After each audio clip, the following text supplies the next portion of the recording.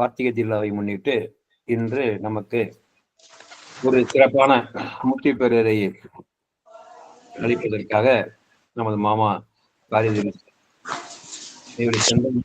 இந்த புதிய நிகழ்வின் சார்பில் அன்புடன் வரவேற்போமாக. நமஸ்காரம் மாமா, வாங்க. எல்லாருக்கும் நமஸ்காரம். இப்போது நாம் ஆவலுடன் தீபத் திருவிழாவை எதிர்நோக்கி இருக்கிறோம்.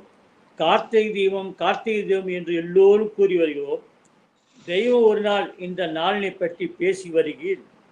காக்கும் தீ கை கொண்ட கார்த்தி கையர் தீபத் திருநாள் என்று சபையில் முழங்கிய போது அந்த அற்புத சொற்பத பகுபத விரிப்பு கேட்டு எல்லோரும் ஆச்சரியமானார்கள். பிறவியர்கள் எல்லோரும் மெய் சிலிர்த்து குருநாதா என்று கூறி சிரசில் கையெடுத்து வணங்கினோம். அந்த அற்புத சொற்பொருள் விளக்கத்தை கண்டு எல்லாரும் ஆச்சரியமானோம். அன்றிலிருந்து இந்த திருநாள் நம் மெய்வழி தெய்வத்தை போற்றி தீபம் ஏற்றும் திருநாளாக மாறிற்று. சென்ற வருடம் அந்த நாள் எப்படி திருநாள் வெப்பாக மாறியது என்பதை பற்றி பேசியிருக்கிறோம். இப்போது தெய்வங்கள் அந்த தீபம் என்பதற்கான மெய்ப்பொருள் விளக்கம் என்பது நம் மெய் வேதத்தில் எப்படி எப்படி நமக்கு எடுத்துக்கூறி வருகிறார்கள் என்பதை இங்கு பார்ப்போம். காக்கம் தீ என்பதான நமது ஆன்ம பிரணவம் என்பது நம்முள் அக்னி தீபமாகத்தான் உள்ளது. அந்த தீ வடிவான அரூப அக்னி தீபமான ஆன்மா நம்மை நம் வாழ்நாள் முழுதும் நம்முள் இருந்து காப்பாற்றி வருகிறது. அப்படி அது நம் வாழ்நாள் வரை காத்து வந்த காலமானது நிறைவு பெறும்போது அது அதனில் இருந்து மாறி நித்திய கற்பகோடி கால வாழ்வினை பெறலாம் என்று இறைவிதி உள்ளது. அதற்கு வழி எது என்றால் நீதியில் நடக்க நித்தியனாவாய் என்கிறது வேத வாசகங்கள்.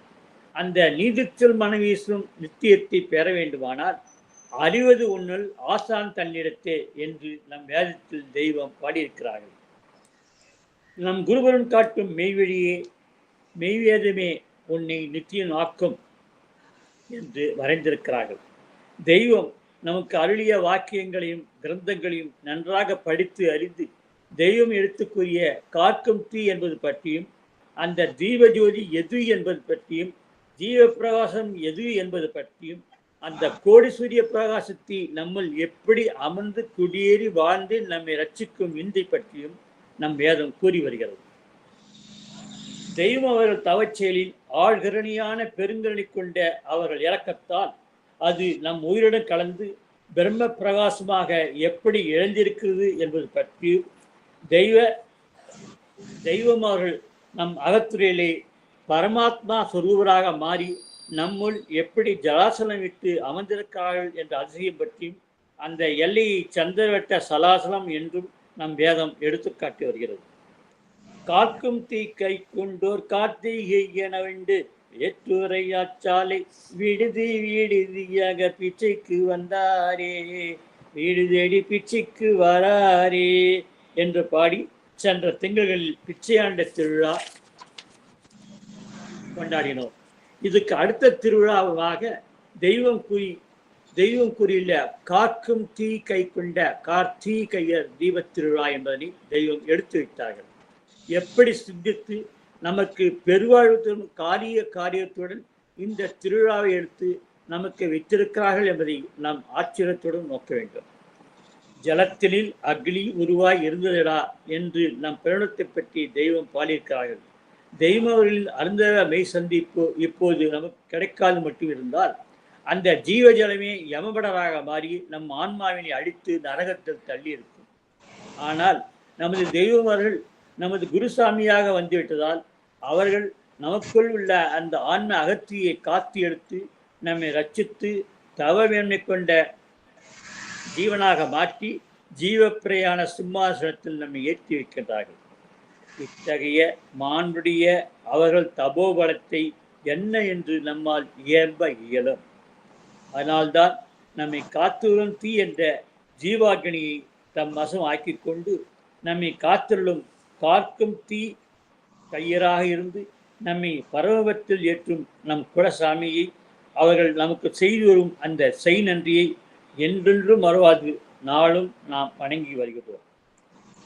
நம்மள் உள்ள பிராணம்தான் நமது தீயாக ஜலத்தனில் இருந்து வருகிறது என்று தெய்வ வாக்கிய வரிகள் கூறுகிறது. இதுவே காலாகினி, மூலாகினி, ஜீவாகினியாக நமது உயிராக நம்முள் இருந்து வருகிறது. இதனை ஞானாகினியாக மாற்றி நம் நித்திய பிறப்பு எடுக்கத்தான் நமது ஆதிமூல தேவபுராணி வேண்டி இன்று நாம் நின்று கொண்டிருக்கிறோம். ஜலத்தினில் அக்னி உருவாய் இருந்ததடா, ஜலத்தினில் அக்னி மூழ்கி போகும் முன்னே ஜலம் சொல்லி தவம் எழுதல் எழுதோமைந்தா, அதனுக்கு ஒரு உபாயம் என்றன் இடத்தில் உண்டு சொல்வேன் வேணுமென்றே உடைக்கிறேன் பார். உற்ற என்றன் மகவுகளை முன்னிறுத்தி பெற்ற முத்தர் அனைவரையும் அருகில் வைத்து பெற ஆசை உள்ளோரை அடுத்து வைத்து என்று முழக்கமிட்டு அந்த தவச்செயலை பற்றி குருராதியில் பாடி வருகிறார்கள். தெய்வமார்கள் வாக்கியம் ஒன்றில் யார் எப்பெரும் பாவங்கள் செய்திருந்தாலும் அதை தகத்தெறியும் தீ எம் கையில் உள்ளது. இப்படி உனக்கு நாம் செய்யாமல் செய்யும் அந்த உதவிக்கு நீ வையகத்தையும் வானகத்தையும் தந்தால் கூட அது ஈடாகாதே என்று ஒரு சமயம் அருளிருக்கிறார்கள்.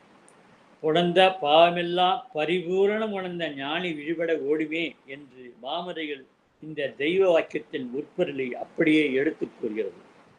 தெய்வமார்கள் மேலும் தங்கள் வாக்கியத்தில் நந்தி என்ற சொற்பயத்தை வைத்து காக்கும் தீ என்பதை பற்றி விளக்கியுள்ளார்கள். நன்றி என்றால் அது உன்னில் உள்ள நன்மை பயக்கும் தீ ஆகும். அது உன்னில் குளிர்ந்து விட்டால் உன் உடலும் குளிர்ந்து கனம் கட்டி ஏறி கொடுமரணத்தை தந்துவிடும். அது குளிர்ந்து விட்டால் மரண தருவாயில் 72,000 தவறுதலான கீழ் திசை நோக்கி அது உன்னை இழுத்து புரட்டி போட்டுவிடும். ஏனெனில் நீ உன் வாழ்வில் பழகின தீய பழக்கங்கள் தான் உன்னை அங்கு அப்படி இழுத்துச் செல்கிறது என்று அருள் இருக்கிறார்கள். மேலும் தெய்வர்கள் தங்கள் வாக்கியத்தில் மனிதனின் தூளம் கடந்த ஜீவ தேகத்தில் ஜீவ தீபச்சுடர் உள்ளது. இதை இவன் தரிசிக்க வேண்டும். அதில் நீ தரிசித்து விட்டால் ஜனங்களின் நடுவே அக்னிச்சுடராக உன் ஜீவன் பிரகாசிப்பதை உணரலாம் என்று அருளுகிறார்கள். தெய்வ வேதத்தை உளப்பூர்வமாக நாம் ஓதி வர அந்த பலனை அதனால் பெறப்படும் தவ வைப்பை உணர முடியாமல் இருந்தாலும் அந்த நற்பலனை நாம் பெறும்படி நம்மை ஆளாக்கி வைத்து தெய்வம் வருகிறார்கள். ஆக நன்றி என்றால் அது நன்மை பயக்கும் தீ என்ற பொருளினை தெய்வம் தருகிறார்கள். அது உன் ஜீவஜலத்தில் இருந்து கொண்டு அக்னி உருவாய் துளத்தை காத்து வருகிறது என்று கூறி வருகிறார்கள். இந்த காக்கும் தீயத்தான் நந்தி என்று தெய்வம் பாடியிருக்கிறார்கள். நாட்டார்கள் அறியார்கள் கம்பமாகும் நலமான நந்தி இருப்பிடம் பாரே என்று பழமைவேத பாசுரத்தினை செய்திகளெல்லாம் தெய்வம் அப்படியே எடுத்து காட்டியுள்ளார்கள். அதை பற்றி நம் வேதத்தில் நன்னை எனும் திருமூலமணி பதி நந்தி எனும் தீயில் என்றும் பிள்ளைத்தமிழ் பாடியிருக்கிறார்கள். மூலமணி மூலம் என்பது பற்றியும் நம் வேதத்தில் நிறைய வருகிறது. இந்த மூலம் என்ற பிரண உதிப்பே நெருப்பு என்று அக்னி உருவானது என்று தெய்வம் பாடியிருக்கிறார்கள். குணக்கணல் என்னும் நெருப்பை கால் வீசிக்கொண்டு அடிக்கடியே என்று பாடுகிறார்கள். கால் என்றால் பாத நிலை. நாம் வேதத்திலே ஓதினால் அது அலட்சியாக அசையும். அந்த அசைவே விசை என்று எடுத்து தெய்வம் பாடுகிறார்கள். இப்படி மூலம் என்பது பற்றி தெய்வம் எடுத்து கூறி வருகையில் இதனை மூலக்கடல், ஜலாகினி, காலாகினி, ஜீவ அனல், உடசூடு என்றெல்லாம் எடுத்து பாடியிருக்கிறார்கள். நம் ஆத்மா மூல நிலத்தில் திகு மூலக்கணலாக உள்ளது. நம் ஆத்மா மூல நிலத்தில் திகு மூல கணலாக உள்ளது. உடலில் உள்ள பொறிப்புலன்கள் எல்லாம் அக்கணலில் இருந்தே உயிர்த்தெழுகின்றன. பிரம்மத்தின் பிரணவமான அக்கணலே நம் ஆன்ம வாழ்விற்கும் ஆதாரம். நம் அகத்தில் உள்ள தீபச்சுடரை பற்றி தெய்வம் நிறைய வேதத்தில் பாடியிருக்கிறார்கள். முச்சுடர் என்பார் அச்செயல் அறியார் என்று ஞானங்களில் தெய்வம் பாடியிருக்கிறார்கள். முச்சுடர் என்றால் ஜீவதேகத்தில் 3 விதமாக பிரிந்துள்ள தேவ ஆவி ஆகும் என்பதை தெய்வம் அறிகிறார்கள். முச்சுடர் எனும் வாசி மூல குகையின் உள்ளே மூலமறிந்து முடியேற ஒளி பிறக்கும் என்று பத்திரத்திடத்தில் பாடியிருக்கிறார்கள். மூல என்பதே முச்சுடராகவும் வாசியாகவும் மூளைக்குலை என்பதாகவும் பாடியிருக்கிறார்கள். தெய்வ பயத்தை ஓதி வரும் சத்திய பிரம்ம வித்தியின் தெய்வ விப்பால் 3 ஜீவச்சுடரும் ஒன்று சேர்ந்துவிடும். அப்போது பெருங்கிருடமாக அது மாறும் என்று பெருங்கிரணத்தின் களிமா பேசிடுனா குசுதையா வாசி வாசமா என்று தெய்வம் பாடுகிறார்கள். இருபுற நாடுகள் ஒன்று சேரும்போது அது 3வது நாடியாக முச்சுடராக ஆகி அது பெருங்கிரணமாக இதய மூல நாடியாக அமைகிறது. மேலும் இந்த முச்சுடர் பற்றி பார்த்து வருவதில் இருதயத்தில் முச்சுடர்மன் நாடி நிலையங்கே என்று தெய்வம் மெய்நிலை போதத்தில் பாடுகிறார்கள். இந்த வாசி என முச்சுடர் நமது இதய கமலத்தில் உள்ளது என்று பாடுகிறார்கள். இது மூளைக்குகை என்றும் பாடுகிறார்கள். அண்டமும் அதிபாதாலும் அகிலமோ அமரர் மற்றும் கண்டனால் யோனி தொட்டும் கணிக்கொணா உடலோ சங்கம் தொண்டெடு மனிதன் சுத்த துறை இருதயத்திலன்றி விண்டெங்கு வெளியாகாத இறைவனை இறைஞ்சியோமே என்று தெய்வம் வேதத்தில் பாடுகிறார்கள். புகை, மூலம், வாசி, ஜோதி எனும் இந்த சுத்த பரிசுத்த இதயம் என்பது ஜீவஜகத்தில் தான் அக்னி பிரகாசமாக உள்ளது. தெய்வங்கள் தந்த ஞான வேத கிரந்தங்களை நாம் மோதி வரும்போது அதுவே நம்மை ஜீவன நாட்டுக்கு அழைத்து சென்று அந்த ஞான பொக்கிஷ நில அறையில் நம் அகமானது உள் அகத்தில் மூழ்கி நன்னிலை தெரும் நல் தவ வரத்தினை நமக்கு நல்கும். இது எல்லாம் நாம் யாரும் அறிய முடியாத அனிச்ச செயலாக இயல்பாக தெய்வம் நமக்கு செய்ய வைத்து விடுகிறார்கள். மூலம், புகை, ஜோதி என்ற இருதய பிரகாசமானது முச்சுடர் எனும் வாசை நிலை ஆகும் என்பது பற்றி திருமெஞ்ஞான குரல் வாக்கியத்தில் ஆண்டவர்கள் வாசி எனும் சவாரி ஏறி இந்த தூளஜகத்தை விட்டு ஜீவஜகத்தில் பாய்ந்து 7 அண்டங்களும் கடந்து போகும் வல்லவத்துக்குத்தான் தவம் என்று பெயர் என்று அருளியுள்ளதில் இருந்து நாம் பல ஞான ரகசியங்களை அறியலாம். மேலும் முச்சுடர் பற்றியும் அடுத்தடுத்து நமக்கு தொகுத்து தந்திருக்கிறார்கள். ஜோதி என்ற நாசி முனை பால் போகாது தொடர்ந்தது என மறுவாசி கூட்டி ஏறு ஜோதி என்ற ஜெகஜோதி வாரி துக்கும் தோன்றிவிடும் 1008 ஜெகஜோதி கவனமணி குளிகை வேகம் என்று தெய்வம் குருபுராதியில் பாடுகிறார்கள். ஜோதி என்ற மகமோதி அருந்தி என்று மெய்வீன் நூலில் பாடுகிறார்கள். மேலும் முச்சுடர் என்பதை பற்றி ஈரேழு உலகம் ஒளி கதிர் வீசும் என் உள்ள கொழுந்தழகி என் உடம்பு ஏனாம் கலந்து நீக்க வந்த இன்பம் பழகி என்று ஞான முறையீட்டில் பாடுகிறாள். இதனை விளைவது வேறு எதனாலும் அல்ல, தெய்வ பக்தியே நமக்கு இதனை தரும் என்ற உரிமை பற்றி ஏத்தி இழுத்தீலங்கு உலகம் தன்னுள்ளே இதற்கு என்ன உவமானம் கொண்டதை சொல்வேன் அது எம்பியலான் தன் பாதம் என்று முரீது சுருக்கத்தில் பாடுகிறார்கள். இந்த ஈரேழுலகம் என்பது பற்றிதான் காவா எழுநிலையில் காமியில் திருப்பாலும் நேராம் வழி அணிவே நில் என்று தெய்வ ஞானக்குரலில் பாடுகிறது. சோரச நிலையில் இங்குரையானது எங்கும் இல்லாதது செங்கமல தரசே தங்கமதான விசுத்தி அநாகதம் தளிரே சகம் இதுவே பங்கது தத்துவம் தாயா தீபம் ஆனது இதன் முறையே சங்கு எழுத்தது தேசகமோர தனி ஆங்கை சொல்லவே சொல்லுமே ஆங்கை தாயா தீபம் ஆமிது கும்பகமே என்று தாயார் தீபம் எப்படி பிரகாசத்துக்கு வருகிறது என்பது பற்றி சோடச நிலையில் பாடுகிறார்கள். தேசகம், பூரகம், கும்பகம் ஆகிய 3 வெப்புகளையும் நமக்கு அதில் பாடி ஆங்கை என்ற கும்பக தவ நிலையில் தாயார் தீபம் பிரகாசிக்கும் என்று பாடியிருக்கிறார்கள். இந்த தாயார் தீபத்தை மறைப்பவளும் இந்த ஜீவ ஜோதியை பற்றி அறியாமல் ஜோதி ஜோதி என்று உலகெங்கும் கல்மலையின் மேல்வகுத்தில் பிரம்மாண்டத்தினை போட்டு தீச்சுடையேற்றி மகாதேவம் என்று காண்பிக்கின்றார்கள். இது நகலாக இருந்தாலும் இந்த உலகில் இது ஓங்கி நின்று விட்டது. ஜீவஜோதி என்ற மெய்நிலை பற்றி வேதத்தில் பழஞான பாசுரங்கள் பழஞான பாசுர கொம்பியில் அண்ணாமலை என்று வந்தாரடி, அவர் அக்னி ஜோதியாய் நின்றாரடி என்று பாடியிருக்கிறார்கள். அண்ணாமலை தீபம் என்பது நம் ஜீவ அகத்தியான அக்னி ஜோதி தீபமே. வான்மதி குரலில் ஆண்டவர்கள் ஜோதி என்பது உன் ஜீவ பிரகாசத்தை மட்டுமே குறிக்கும். அறிவு பிரகாசமே ஜோதி. அகக்கண்ணால் மட்டுமே இந்த பிரகாசத்தை காண முடியும். ஜோதி பிரகாசம் என்று மறைகள் கூறுவது என்பது இந்த உலகம் நினைத்து கொண்டிருப்போல் சுடுகின்ற தீ அல்ல, எரிகின்ற தீயும் அல்ல. உலகில் உள்ள தீ, நெருப்பு எல்லாம் பிரகாசம் என்று சொல்ல முடியாது. அது அல்ல ஜீவ பிரகாசம் என்பது. நீ தெய்வம் என்று நினைப்பது வெறும் சுடுகின்ற நெருப்பு தான். இது கொல்லிக்கட்டிய நெருப்பு. இது காட்டையே அழிக்கக்கூடியது தானே. உலகில் உள்ள எல்லாவற்றையும் அவைகள் வெறியாக அந்த தீ அழிக்கும் இயல்புடையது.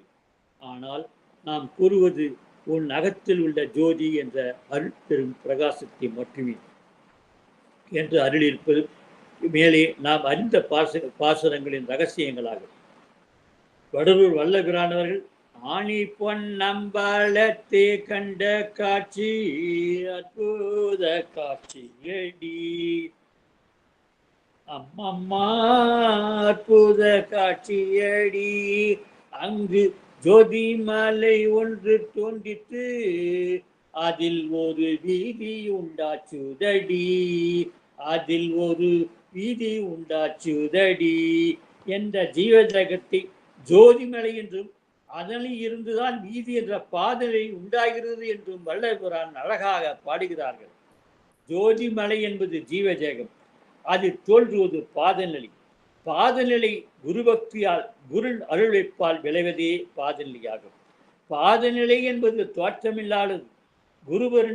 குருவரனால் உன் நகத்தில் ஏற்றப்படும் வைப்பு இது ஆகும். அதனால்தான் 30 தேவர்களும் காணாப்பாதம் என்று மறைகள் போற்றுகின்றன. புலனுக்கு ஆளாகமற் காக்கும், புலனுக்கு ஆளாகமற் காக்கும் தெய்வ புண்ணிய பூமலர் சரணம் சஞ்சீவி என்று ஆனந்த கல்ப தெய்வம் பாயத்தை பற்றி பாடுகிறார்கள். பக்தர் உள்ள கோயிலில் உள்ள உளம் பூத்த பாதம், பக்தர் உள்ள கோயிலில் உளம் பூத்த பாதம் என்று தெய்வம் பாடுகிறார்கள். சிரம் பெரும் தூரை வளரும் வேகா சிவத கமலம் என் சீர செல்வித்தே என்று பூரணப்பதியில் பாடுகிறார்கள். குளமானும் கெடுத்தனை தணிக்கும் சர்வ கோடி சூரிய பிரகாச சஞ்சீவி வான வேதாந்த சஞ்சீ குரு வள்ளல் கொழுத்த வாசகியின் சஞ்சீவி, குரு வள்ளல் கொழுத்த வாசகியின் சஞ்சீவி என்று ஆனந்த கழிப்பு பாடுகிறார்கள். திருமெஞ்ஞான குரல் 45ஆம் வாக்கியத்தில் ஆண்டவர்கள் ஒரு ஜீவச சன்னிபனில் அவளால் மறுபிறப்பால் ஆகி ஜீவதேகத்தில் நுழைந்து அந்த கோடி சூரிய பிரம்ப பிரகாசத்தை சந்திக்க செய்திருக்கும் ஆகம துலக்க அறிவே 6வது அறிவு. அந்த அறிவை அறிவிக்கும் அறிவாகர ரூபரே ஆசார் என்று அறிகிறார்கள். மேலும் அந்த கோடி சூரிய பிரகாசத்தை பற்றியும் வேதத்தில் மிக அற்புதமாக பாடியிருப்பதை நாம் இங்கு பார்க்கலாம். பண்டை வேதிய திங்களூரிதி பாதையில் வர கண்டனார் பாவனாசன் வேதிந்தபின் பங்கமாயிரோ கேட்டுமே தொண்டு கொண்ட நாள் மண்டலவினன் கண்டு சீச்சி என்னுனார் தொண்டு கொண்ட நாள் மண்டலவின கண்டு சீச்சி என்னுனார் தோணுமாலையன் வெளியிலே தொழுதிடும் பேர் என்பனார் கொண்டல் வாய்மையை கேட்கவென் கோதலாம் கூடி எகுனால் கொண்டல் வாய்மையை கேட்க கேட்க என் கோதலாம் கொடி ஏகுனா கோடி சூரிய பிரகாசம் என்னிடம் குடிவந்தேரி புகுந்தனா கோடி சூரிய பிரகாசம் என்னிடம் குடிவந்தேரி புகுந்த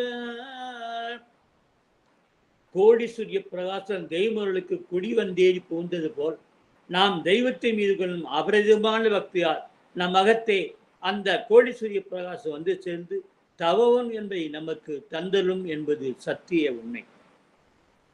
வான்மதி குரல் 254 வாக்கியத்தில் தேவாலய மாளிகையை திறக்கும் சாவியே உன் மெய்த்தேவ குருபரன் தரும் மூல மந்திரமாகும். அச்சாவி கொண்டு உன் சொர்க்க வாசலை திறக்க மாசிலா தூயமணி மாளிகையின் ஒரு சேம்பலிங்கம் தரிசனிக்கு வரும். இந்த கல்லாலான மரத்து விருட்சம் இதன் கீழ் கோடி சூரிய பிறவை வீசிக்கொண்டு ஜெகஜோதி மயமாக பிரம்மம் வீட்டிருக்கிறது. இந்த ஜோதிரசை ஆசான் அருளால் மட்டுமே கிடைக்கும். ஒருவரின் தனிப்பெருங்கருணையால் கிடைப்பது இது என்று இதனை குறித்து சொல்கிறார்கள். இதனை குறித்துதான் அருட்பெருஞ்சோதி தனிப்பெருங்கருணை என்கிறார் வடலூர் வல்லபிரான் என்றும் கூறுகிறார்கள். தெய்வங்கள் மீது நாம் கொள்ளும் அன்பும் பக்தியும் அளவிட முடியாததாக இருக்க வேண்டும்.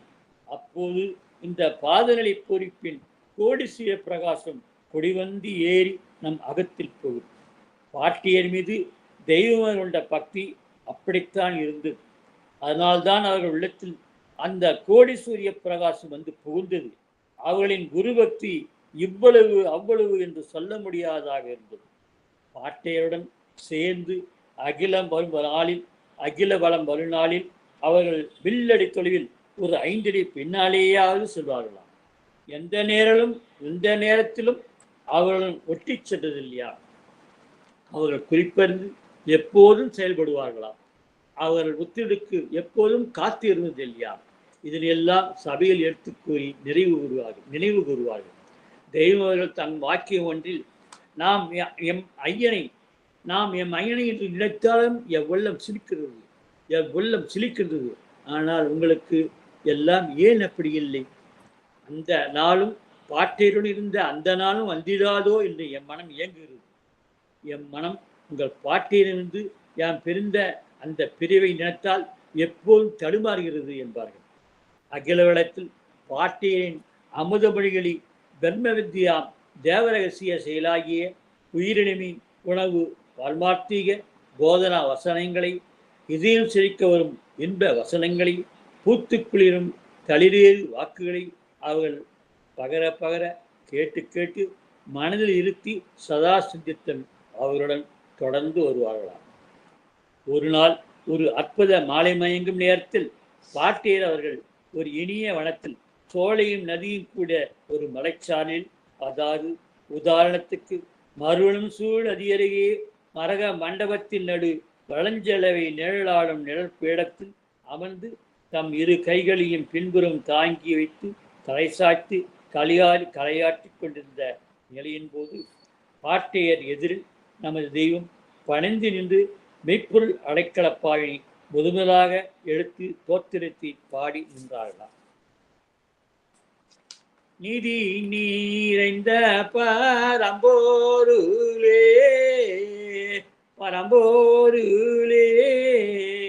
என் சித்தத்துரைந்தவரே ஓசை ஒழியெல்லாம் ஆனவரே ஒத்தைய என்னாலும் உள்ளவரே. தெய்வங்கள் நாம் உங்கள் பாட்டினை சித்தத்துறைந்தவரே என்று பாடியிருப்பது வெறும் வார்த்தை அல்ல, இது சத்திய வார்த்தை என்று அருள்வார். குரு தோத்திர பாடலில் 4வது பாசுரமாக ஒன்று எடுத்து வைக்கப்பட்டுள்ளது. அது பாதலந்தைந்திடு மெய்ப்பாலறிவித்து ஆண்டோர் சீதளம் தைக்க மீனி சிறந்ததி வெறுத்திட்டாலும், பாதலந்தைந்திடு மெய்ப்பாலறிவித்து ஆண்டோர் சீதளம் தைக்க மீனி சிறந்ததி வெறுத்திட்டாலும், காதலன் என்னை கூட்டி கலந்து உட்கார்ந்தெழுந்த காதலன் என்னை கூட்டி கலந்து உட்கார்ந்தெழுந்த பூதளத்திடங்கள் தோறும் பூரணம் சரணம் செய்வேன் என்ற இந்த பாடல் மிக்க ஒரு ஆழ்ந்த சரித்திரத்தை தாங்கிய தனித்துவம் கொண்ட வேத பாடலாகும். இத்துடன் 64 பாடல்களை தெய்வம் ஒரே இரவில் அன்று ஒரு நாள் பாடி பாடி தங்களை துக்கத்தை ஆற்றி மறைக்க முயற்சித்தார்கள் என்று ஒரு சரித்திரம் பேசுகிறது. பாட்டியர் அவர்கள் தெய்வத்தை பிரிந்து தம் பூர்வீக பூமியான குடைன் பீடபூமிக்கு பயணித்து சென்ற சில காலத்தில் அவர்கள் ஜீவான்மா சமாதி நிலையிலும் தவமேன்மைக்கு ஏறிவிட்டதை ஓர் இரவு தெய்வம் தங்கள் அகத்தில் அறிந்து அதனால் தாழாத துயரம் கொண்டாடலாம். கவலையார்ந்த விமலன் உள்ளம் குமரி அன்று இரவு முழுதும் 60 பாடலுக்கு மேலாக தம் குருவனை தோத்தரித்து தங்கள் துக்கம் பகற்றும் தனிய பாடிய வண்ணமே இருந்தார்களாம். இது ஒரு 60 பாடலுக்கு மேல் இருக்கும் தெய்வமே ஒரு சமயம் சபையில் கூறியிருக்கிறார்கள். இப்படி அன்று நிகழ்ந்த இந்த நிகழ்வில் அவர் பாடிய அந்த பாடலில் ஒன்றுதான் நம் வேதத்தில் வருகிறது. இது இந்த தோத்திர பாடலை பாதலைந்திடுவ மெய்ப்பால் அறிவித்து ஆண்டோம் என்ற பாடலை யாரேனும் தெய்வத்துக்கு முன் வந்து தோத்தரித்து நின்றால் தெய்வம் அடுத்த கணமே அப்படியே தியான தவமிட்டு அருகி ஆழ்ந்த தியான நிலையில் நெடுநேரம் இருந்து விடுவார்கள். தெய்வங்களின் தனித்த தவாதிக்க மெய்ச்சலை பற்றி எவ்வளவோ சொல்லிக்கொள் சொல்லலாம். இதனை எல்லாம் ஆண்டவர்கள் கூறும் தீர்க்கதரிசிகள் எடுத்து கூறுகிறது. அதனை பற்றி தேடுகுளத்தில் தெய்வம் நமக்கு எடுத்துக்காட்டியும் இருக்கிறார்கள். மூதூரை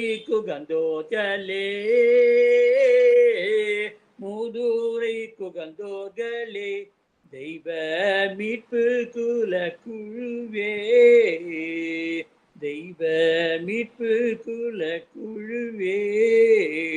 கல்கி மக்களுக்கெல்லாம் கிரேதாயுகத்தின் கூறி வல்ல படிகம் ஒன்று வசத்தில் இருக்குது